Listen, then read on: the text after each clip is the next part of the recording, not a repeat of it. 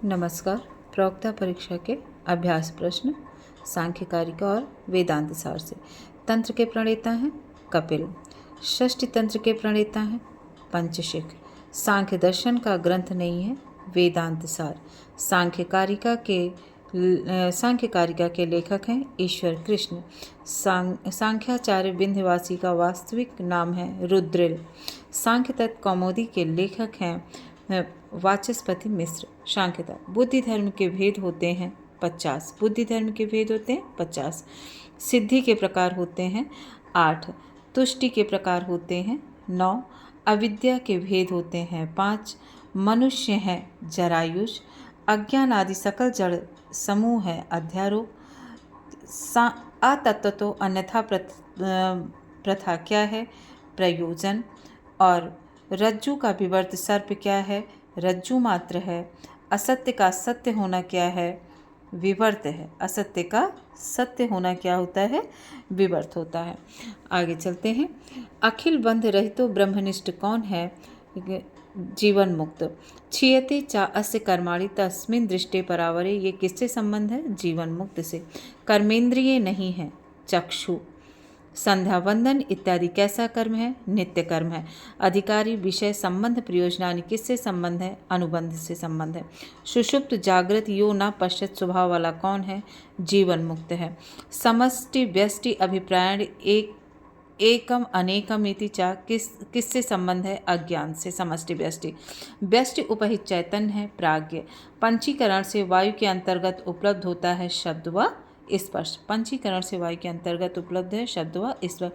द्विधा विधा चा एकाएकम चतुर्धा प्रथमम पुनः से किसकी ओर संकेत किया गया है पंचीकरण से। वेदांत दर्शन में ज्ञान संबंधी धारणा पर दो दृष्टिकोणों में विचार किया गया है पारमार्थिक और तार्किक। अनुपलब्धि के प्रकार होते हैं 4। रज्जु में सर्प का आरोप है अध्यारोप। प्रयोजन को परिभाषित करने वाला वाक्यांश क्या है स्वस्वरूपा नंदावाप्ति। स्वर्ग की प्राप्ति के लिए किया जाता है ज्योतिष्टोम आदि। पुत्र होने पर पिता जो यज्ञादि के द्वारा जात कर्म संस्कार करता है उसको जातेष्टि बोलते हैं। 5 कर्मेंद्रियों में नहीं है चक्षु। 5 ज्ञानेंद्रियों में नहीं है उपस्थ। वशीभूत मन को श्रवणादि एवं उसके अनुरूप विषयों में लगाने को कहते हैं समाधि। मोक्ष की कामना ही मुमुक्षुत्व है।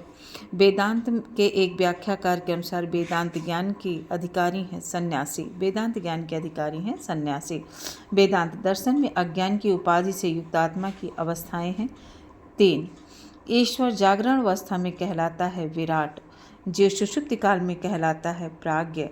जीव जागरण अवस्था में कहलाता है विश्व। जीव स्वप्नावस्था में कहलाता है तेजस।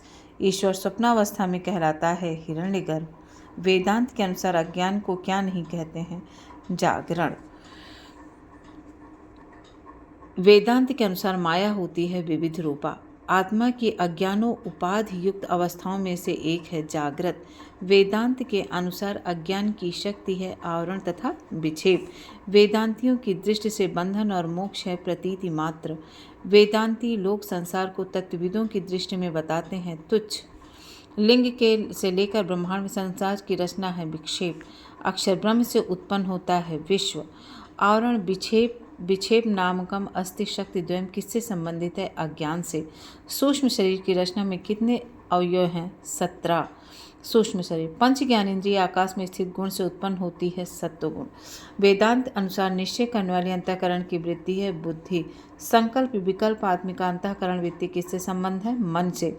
अनुसंधान आत्मिका अंतःकरण वृत्ति किससे संबंधित है चित्त से। अनुसंधानात्मिका करण वृत्ति। अभिमानात्मिका करण वृत्ति किससे संयोग रखती है ज्ञान अहंकार से। अभिमान।